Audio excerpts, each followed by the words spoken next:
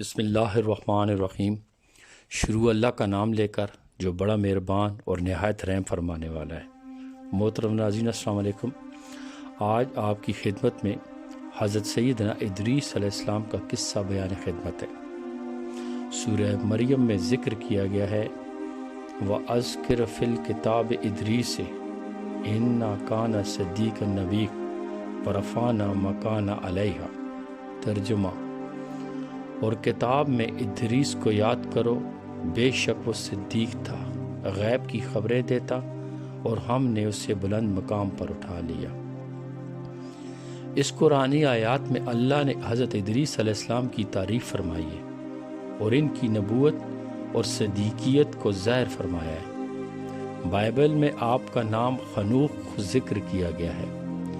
رسول اللہ صلی اللہ علیہ وسلم کا نسب حضرت ادریس علیہ السلام سے حضرت شیث علیہ السلام سے جا ملتا ہے۔ اس طرح آپ نبی کریم صلی اللہ علیہ وسلم کے سلسلہ نسب کی بنیاد قرار پاتے ہیں۔ علماء نسب نے اس بات کا ذکر فرمایا ہے کہ پہلے نبی حضرت آدم علیہ السلام تھے، آپ کے بعد حضرت شیث علیہ السلام تھے، اور حضرت شیث علیہ السلام کے بعد نبوت کا نور حضرت ادریس علیہ السلام کی وساطت سے انسانیت کو عطا ہوا۔ محمد بن اسحاق بن یسار رحمۃ اللہ علیہ سے روایت ہے کہ حضرت ادریس علیہ السلام ہی وہ شخص ہیں جنہوں نے سب سے پہلے لکھنے کا طریقہ جاری کیا۔ آپ علیہ السلام نے حضرت آدم علیہ السلام کا زمانہ پایا۔ آپ کی پیدائش کے 380 سال بعد تک زندہ رہے۔ بعض علماء کرام فرماتے ہیں کہ معاویہ بن حکم سلمی کی مروی حدیث میں حضرت ادریس علیہ السلام کی طرف ہی اشارہ کیا گیا ہے۔ جب نبی کریم صلی اللہ علیہ وسلم سے علم رمل کے متعلق پوچھا گیا تو آپ صلی اللہ علیہ وسلم نے فرمایا، ایک نبی ریت پر خط کھینچا کرتے تھے، بس جس شخص کا خط ان کے خط کے موافق پڑے اسے بعض چھپی چیزوں کا علم ہو جاتا ہے۔ علماء کی تفسیر و احکام میں بہت سارے لوگوں کا یہ خیال ہے کہ سب سے پہلے علم رمل میں حضرت ادریس علیہ السلام نے ہی گفتگو کی، اس لیے آپ علیہ السلام کو اس علم کا سب سے بڑا ماہر کہا جاتا ہے۔ علم نجوم آپ علیہ السلام کی طرف کئی جھوٹے قصے منسوب کرتے ہیں، جس طرح کہ اکثر لوگ انبیاء، علماء کرام، حکماء اور اولیاء کرام کے بارے میں کرتے رہتے ہیں۔ اللہ ذو الجلال کے فرمان وَرَفَعْنَا مَكَانًا عَلَيْهَا سے مراد آپ کے مقام و مرتبہ کی بلندی ہے، جیسا کہ بخاری و مسلم میں حدیث معراج سے ثابت ہے کہ رسول اللہ صلی اللہ علیہ وآلہ وسلم کا گزر حضرت ادریس علیہ السلام سے ہوا، آپ چوتھے آسمان پر تھے۔ وَرَفَعْنَا مَكَانًا عَلَيْهَا ابن جریر سے روایت ہے کہ حلال بن یصاف کی موجودگی میں حضرت ابن عباس رضی اللہ تعالیٰ عنہ نے حضرت کعب رضی اللہ تعالیٰ عنہ سے دریافت فرمایا کہ حضرت ادریس علیہ السلام کے بارے میں ارشاد ربانی وَرَفَعْنَا مَكَانًا عَلَيْهَا کا کیا مقصد ہے؟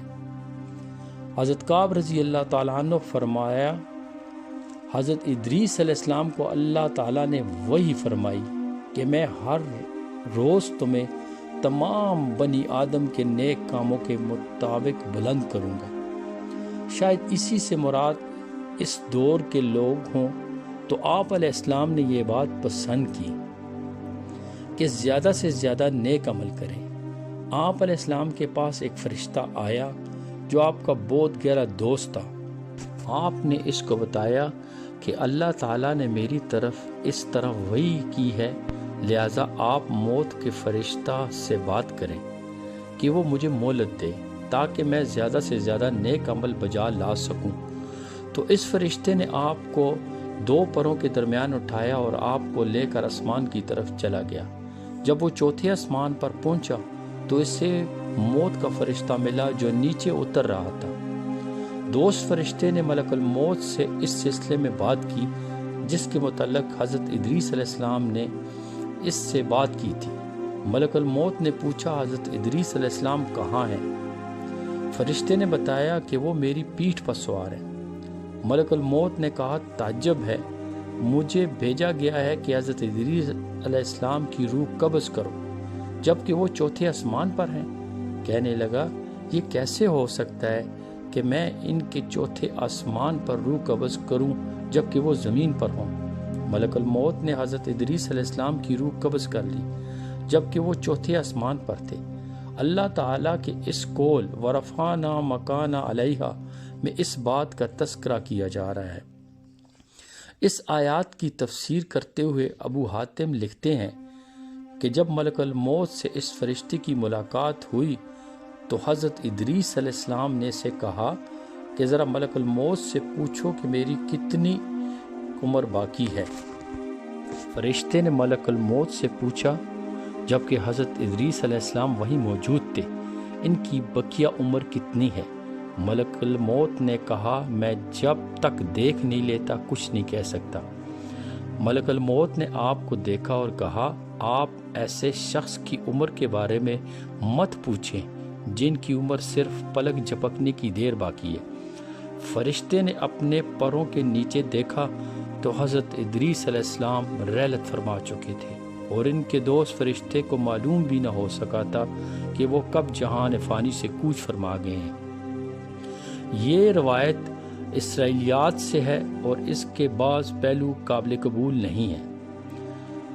ابی کعب مجاہد سے روایت کرتے ہوئے کہتے ہیں کہ ورفعنا مکان علیہا اس بات کا تذکرہ ہو رہا ہے کہ حضرت ادریس علیہ السلام فوت نہیں ہوئے بلکہ آپ کو بھی حضرت عیسیٰ علیہ السلام کی طرح زندہ آسمان پر اٹھا لیا گیا ہے۔ یہ کہنا ہے کہ آپ ابھی زندہ ہیں، اس میں غور و فکر کی ضرورت ہے۔ اگر مقصود یہ ہے کہ آپ کو زمین سے زندہ اٹھا لیا گیا اور آسمان پر ان کی روح قبض کی گئی تو اس میں اور پہلے قول جیسے کعب الاحبار نے بیان فرمایا ہے کوئی فرق نہیں ہے۔ واللہ علم۔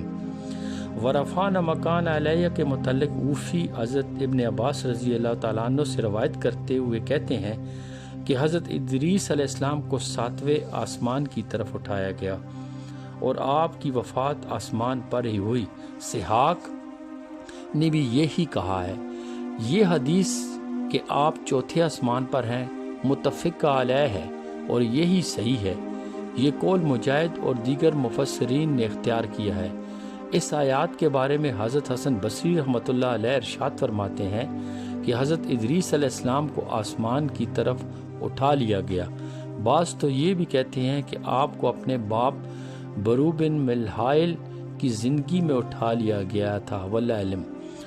بعض اہل علم کا کہنا یہ بھی ہے کہ حضرت ادریس علیہ السلام حضرت نوح علیہ السلام سے پہلے نہیں ہوئے بلکہ ان کا زمانہ حضرت یعقوب علیہ السلام کے بعد کا ہے۔ امام بخاری حضرت ابن مسعود اور حضرت ابن عباس رضی اللہ تعالیٰ عنہ کے حوالے سے بیان فرماتے ہیں کہ حضرت الیاس علیہ السلام کو ہی حضرت ادریس علیہ السلام کہا گیا ہے۔ اس بات کی تائید میں حدیث سے معراج پیش کی جا سکتی ہے جسے امام زہری نے روایت کیا ہے کہ جب نبی کریم صلی اللہ علیہ وسلم کا گزر ہوا تو حضرت ادریس علیہ السلام نے خوش آمدید سوال بائی اور سوال نبی کے الفاظ سے استقبال کیا اور حضرت آدم علیہ السلام اور حضرت ابراہیم علیہ السلام کی طرح حضور نبی کریم صلی اللہ علیہ وسلم کو سوال نبی اور سوال بیٹے کے الفاظ سے مخاطب نہیں کیا۔ اس حدیث سے استدلال کرتے ہوئے کہا جاتا ہے کہ اگر حضرت ادریس علیہ السلام رسول اللہ صلی اللہ علیہ وسلم کے سلسلہ نسب کی بنیاد ہوتے تو انہیں بھائی نہیں بلکہ بیٹے کے الفاظ سے خوش آمدید کہتے، لیکن یہ ضروری نہیں کیونکہ بعض اوقات راوی کو اچھی طرح حدیث یاد نہیں ہوتی، اور یہ بھی ہو سکتا ہے کہ حضرت ادریس علیہ السلام نے جلیل القدر نبی کو عاجزی و انکساری کی بنا پر بھائی کہا ہو، کیونکہ ابن میں عاجزی کا اظہار نہیں ہو سکتا۔ ایک وجہ یہ بھی ہے کہ حضرت آدم علیہ السلام اور حضرت ابراہیم علیہ السلام کو جو ابوبیت حاصل ہے وہ حضرت ادریس علیہ السلام کو حاصل نہیں، کیونکہ حضرت آدم علیہ السلام ابو البشر ہیں اور حضرت ابراہیم علیہ السلام اور رسول اللہ صلی اللہ علیہ وسلم کے بعد سب سے جلیل القدر نبی ہیں۔ واللہ علم۔